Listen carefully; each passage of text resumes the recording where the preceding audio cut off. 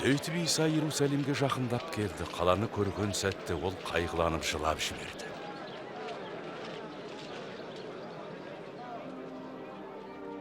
Тым болмаса, өзіңді құтқаратынын білсең етті, бірақ оны ұққан жоқсың ау.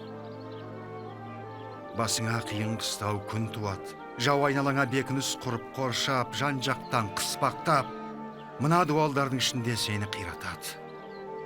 Тұрғындарыңды